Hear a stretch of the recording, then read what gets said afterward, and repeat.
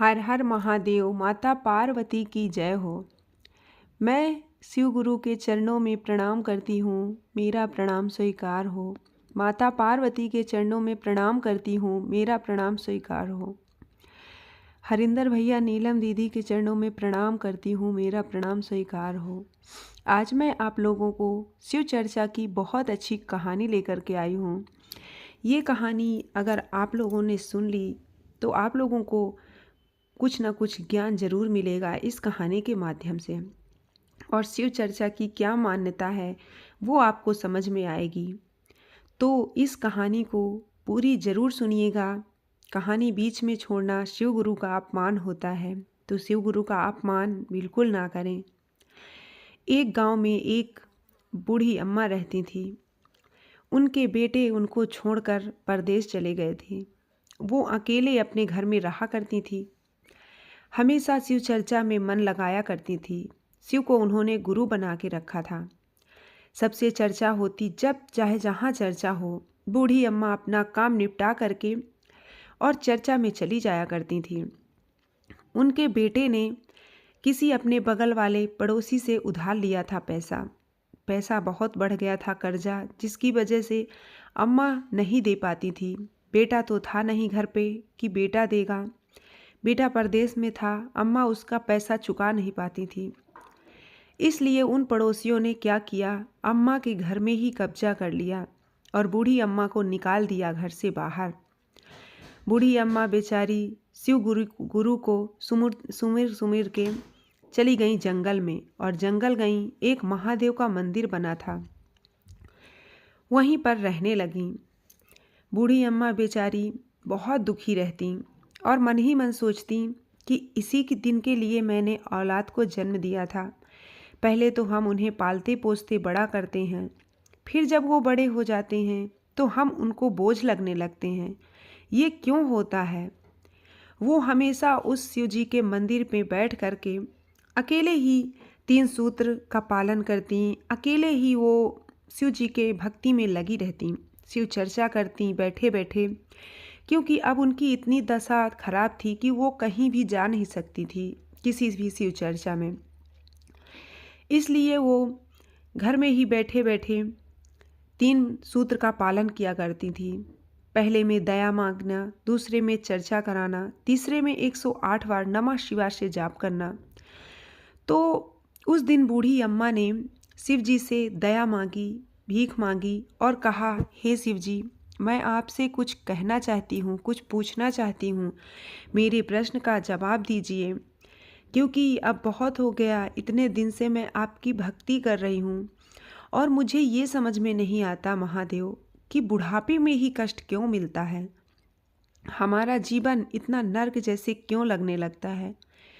पहले तो हम अच्छे रहते हैं, खुश रहते हैं, अपने बच्चों के साथ, अपने पति के साथ, अपने परिवार के साथ। समय बदलते बदलते जब बुढ़ापा आ जाता है तभी इतना कष्ट क्यों मिलता है। शिव गुरु मुझे बताइए, कहीं ना कहीं से मुझे आवाज़ दीजिए इस चीज़ का, क्योंकि मेरे मन में ये सवाल है। अगर मर गई मैं तो मेरी आत्मा को कहीं शांति नहीं मिलेगी, क्योंकि ये सवाल का जवाब जानना मेरे लिए ही नहीं बल्कि इस संसार में कई ऐसे प्राणी हैं जिनको जानना बहुत ज़रूरी है, जिनको बुढ़ापे में कष्ट मिलता है, उनके बच्चे छोड़कर चले जाते हैं। क्या होता है, ऐसा क्यों होता है? शिव जी बताएं मुझे। बूढ़ी अम्मा बेचारी पूरा काम करती, अपना मंदिर साफ करती, पूजा पाठ करती, भोलेनाथ का सुमिरन करती। रात में जब सो रही थी तो स्वप्न में शिव गुरु आए और कहने लगे, अम्मा आपने तो बहुत पूजा पाठ की है, मेरी भक्ति इतना किया है आपने कि आपको सुख मिलना चाहिए, लेकिन आपने जो प्रश्न किया कि बुढ़ापे में ही कष्ट क्यों मिलता है, उसका जवाब आपको मुझे देना ही पड़ेगा, क्योंकि आपने ये सवाल अपने लिए नहीं बल्कि संसार के लिए किया है, क्योंकि ये संसार भी जानना चाहता है कि बुढ़ापे में ही कष्ट क्यों मिलता है। तो हे माँ, ये जान लो कि आप पूजनीय हो गई हो संसार में, क्योंकि आपने शिव जी का मान रखा है, शिव चर्चा का मान रखा है। जो इंसान पूजा पाठ करता है, गुरु को अपने पूजता है, वो दुनिया में पूजनीय हो जाता है, वो उस मान के लायक रहता है। उसका अपमान अगर किसी ने कर दिया तो उसको भगवान भी माफ़ नहीं करता है। ये बुढ़ापे में कष्ट क्यों मिलता है, इसका एक ही कारण है कि जब हम कुछ भी गलती से गलती कर देते हैं, हमारे बच्चे हमको छोड़कर चले जाते हैं, तब हमें सबसे ज़्यादा कष्ट होता है। क्योंकि जिस औलाद को पाल पोस कर बड़ा करो, छोटे से लेकर के अपनी आँखों के इससे ओझल नहीं होने देते, बड़े होकर वो हमको छोड़कर चले जाते हैं, तभी सबसे ज़्यादा कष्ट होता है। और ये कष्ट क्यों मिलता है? क्योंकि हमने भी कोई कुछ ना कुछ गलती की है कहीं ना कहीं, तभी हमारे बच्चे हमको छोड़कर जाते हैं।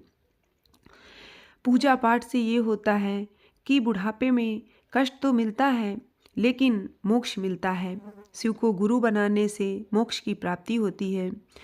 लास्ट में आपको कष्ट तो मिलेगा, लेकिन आपका नाम जाना जाएगा दुनिया में।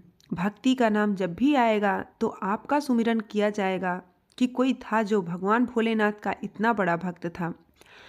अब मैं तुमने जो इतनी पूजा पाठ की है उसके बदले में कुछ कहना चाहता हूँ कि अब सुबह होते ही तुम्हारा बेटा आएगा और लेकर के जाएगा, तुम्हें अच्छे अपने महल में रखेगा। क्योंकि अब पूजा पाठ करने के बाद यही हुआ है कि जो भी पूजा पाठ करता है उसको शिव गुरु अपनी शरण में जगह देते हैं और अपना शिष्य बना करके रखते हैं। क्योंकि शिव शिष्या ही होती है जो दुनिया में शिव की चर्चा कराती है।